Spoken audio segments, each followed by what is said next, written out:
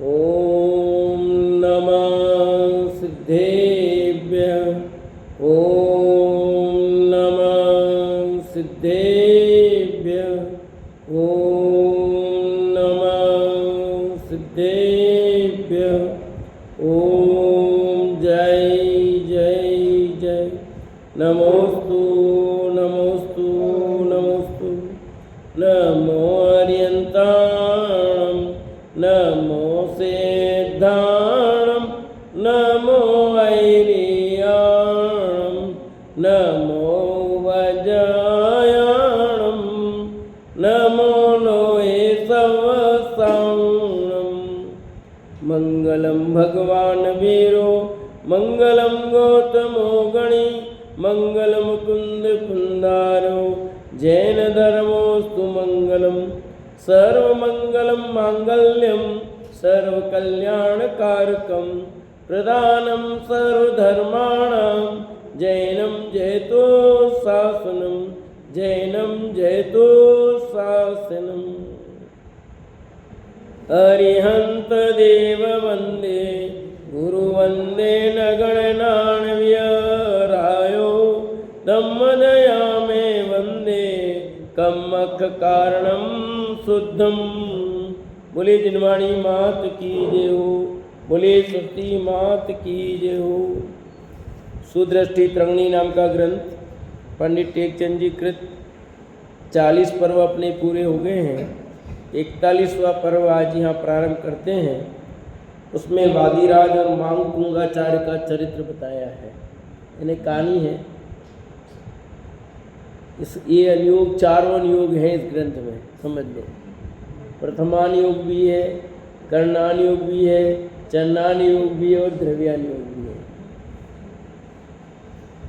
अब पुनः अंत्य मंगल के लिए भगवान के महाभक्त स्तोत्र के कर्ता आचार्यों को नमस्कार करते हैं। अब प्रथम जिन धर्म का उद्योग करने के लिए सूर्य के समान महा तेजस्वी एक ही भाव स्तोत्र के कर्ता श्री वादिराज आचार्य को नमस्कार हो। वादिराज मुनिराज ने कौन सा स्तोत्र लिखा? एक ही भाव स्तोत्र। हाँ, वादिराज मुनिराज द्वारा एक ही भाव स्तोत्र बनाने का कारण कहते हैं। उन्होंने क्यों लिखा एक ही भाव स्तोत्र? कामदेव के समान सुंदर इन्होंने गृहस्थ अवस्था में अनेक राज्य भोगों को भोग कर संसार भोगों से उदास हो राज्यभार का त्याग कर यति व्रत धारण किया। पूर्व कर्म के उदय से महावितराग पद के धारी इनके शरीर में कुष्ठ रोग हो गया। शरीर के प्रत्येक अंग से ये बाहर फूट पड़ने के कारण महादुर्गंध उत्पन्न करने लगा। शरीर से निष्प्रिय आत्मा के रस में रमण करने वाले, पहले से ही शरीर को पौद्गलिक सप्त धातु का पिंड जानने वाले वीतरागी योगीश्वर ने शरीर के उपचार की कुछ भी इच्छा नहीं की। क्या कहा कि उन्होंने अपने शरीर के उपचार के लिए एक भाव स्तोत्र नहीं लिखा है। वादिराज मुनिराज के बारे में पता ही है आपको। दादा ने इन पर कौन सी कहानी लिखी है, कोई बता सकता है? आप कुछ भी हो। पूरी किताब का नाम तो है ही, पर कहानी का नाम भी क्या है? आप कुछ भी कहो। पहली कहानी वही, आप कुछ भी कहो। ठीक है। तो कैसे थे वादिराज? कहते कामदेव के समान सुंदर थे। इन्होंने गृहस्थ अवस्था में अनेक राज्य भोगों को भोगा था, परंतु अब संसार भोगों से उदास हो गए जब ये, तो राज्य का भार त्याग करके मुनिव्रत धारण कर लिया इन्होंने। अब क्या करें? पूर्व कर्म का उदय, महावितराग पद के धारी होने पर भी शरीर में कुष्ठ रोग हो गया। अब क्या करें? अब आप सोचो, धर्मात्मा इतने और उनके कुष्ठ रोग हो गया। अब जगत के लोग तो कहेंगे धर्म ठग, लोग तो क्या कहेंगे, क्योंकि लोग 10 प्रकार के लोग तो 10 प्रकार की बातें करते हैं। क्यों? उनके दिमाग में सब ऐसे खुरापात चलती है।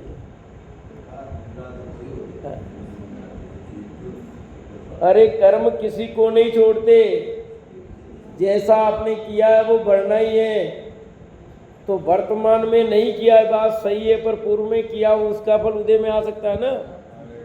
आप वर्तमान को देख रहे हो खाली, इसलिए आप ये बात कर रहे हो, पर उनके पूर्व में कोई अपराध हुआ उसके फल में हुआ है। वर्तमान में पापी नहीं है, पाप के उदय से कोई पापी नहीं होता।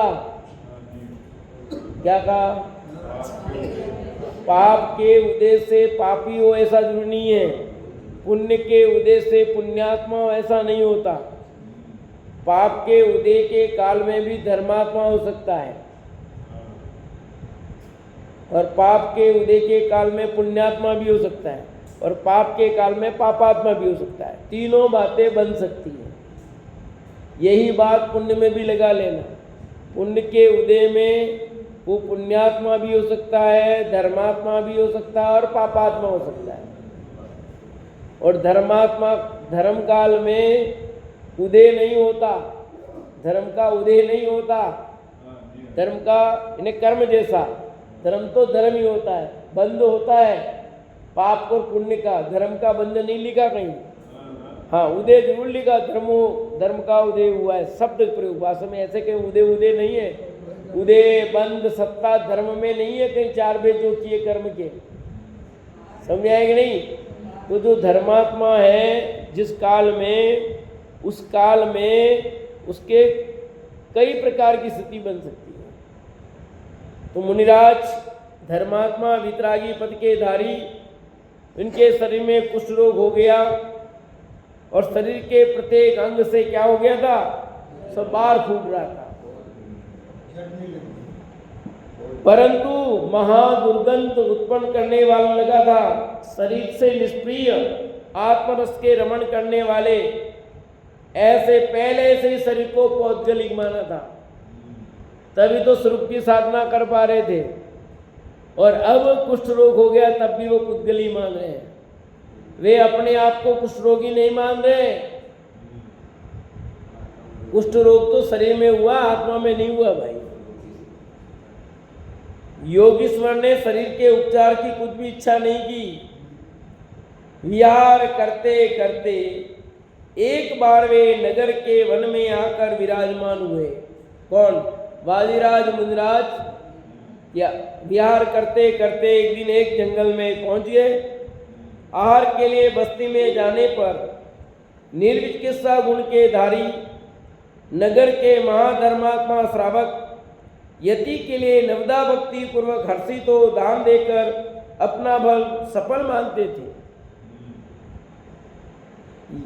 क्या लिखा है? शब्द का प्रयोग हुआ है निर्विचिकित्सा गुण के धारी। किसके लिए प्रयोग हुआ है?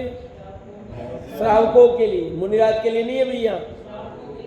कि निर्विचिकित्साधारी गुण के धारी जो श्रावक होते थे, वे ऐसे मुनिराज को भी आहार देते थे।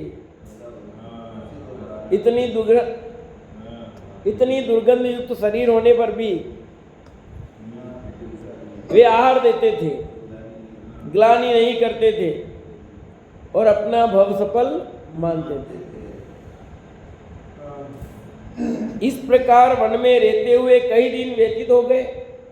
राजा का मंत्री एक धर्मात्मा सेठ प्रतिदिन वन में जाकर वादिराज मुनि के दर्शन कर उनसे धर्म श्रवण करने के बाद राजा के दरबार में जाता था। राजा के एक मंत्री, एक धर्मात्मा सेठ, ठीक है, कहाँ जाते थे? मुनिराज के वहां जाते थे और धर्म श्रवण करके वापस आते थे। एक सेठ से द्वेष रखने वाले किसी पापी पुरुष ने एक बार राजा से जाकर कहा कि हे राजन, इस सेठ के गुरु कोड़ी है। यह सर्वप्रथम उस कोड़ी के दर्शन को जाकर उसके मुख से धर्म सुनने के बाद आपकी सेवा में आता है। ये जो सेठ मंत्री है ना आपका, वो जाता है कोड़ी, इसका गुरु जो कोड़ी है ना, पहले उसकी वाणी सुनता है और उसकी वाणी सुन करके फिर आपके पास आता है, फिर आपकी सेवा करता है। किसने कहा? द्वेष रखने वाला व्यक्ति सेठ जी से।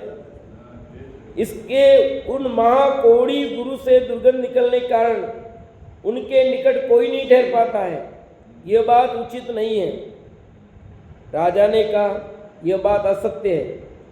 यह सेठ हमारी ऐसी अभिनय नहीं कर सकता। इस पर चुगल ने कहा कि यदि यह असत्य हो तो अपराधी की जो गति होती है वह मेरी भी कीजिए। क्या कहा? अपनी बात को प्रमाणित करने के लिए उसने कहा, मैं जो बात कह रहा हूँ सत्य कह रहा हूँ। राजा ने नहीं मानी तो वो सौगंध खाता है कि जो गति अपराधी की हो वो गति मेरी भी हो। जैसे कहते हैं, यदि मैं झूठ बोला हूँ आज की रात ही मेरे लिए, मैं यही फट जाऊं, ये हो जाऊं, सौगंध खाऊं, 25 बात होती नहीं होती है?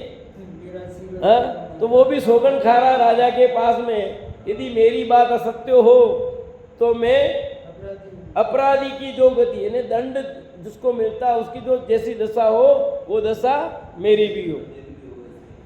दूसरे दिन राजा ने सेठ से पूछा कि हे सेठ, क्या तुम्हारे गुरु कोढ़ी हैं? सेठ ने इसके सही उत्तर को गुरु के प्रति अविनयपूर्ण वचन समझकर राजा ने कहा कि हे नाथ, कहने वाले ने असत्य कहा है, हमारे गुरु शुद्ध हैं। तब राजा ने कहा कि यदि शुद्ध हैं तो हम प्रभात काल में दर्शन को चलेंगे। देखो, सेठ जी ने भी बात तो सही कही है, गलत नहीं कही। हमारे गुरु तो उन्होंने शरीर को नहीं देखा, सेठ ने शरीर को नहीं देखा। सेठ ने बात कही वो भी सत्य थी, अब उसने भी कही वो भी सत्य है।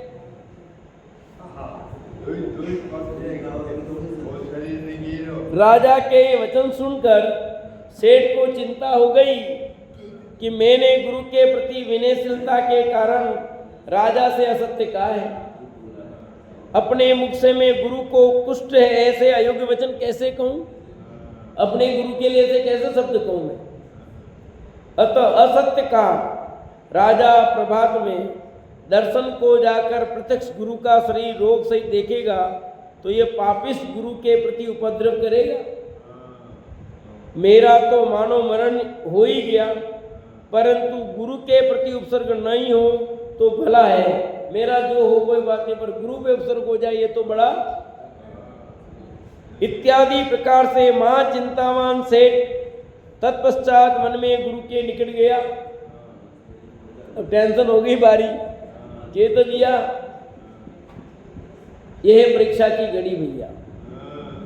समझ में आया कि नहीं?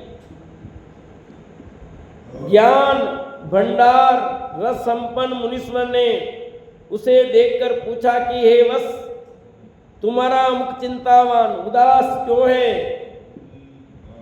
तथा तुम प्रभात में आए थे तब फिर पुनः आने का कारण क्या है? कि रोजाना तो सुबह आता, डबल कैसे आए? रोजा कभी डबल नहीं आते, आज पुनः क्यों आए? और चिंता मग्नो, फिर वो प्रसन्नता तुम्हारे चेहरे पर दिखाई नहीं दे रही है।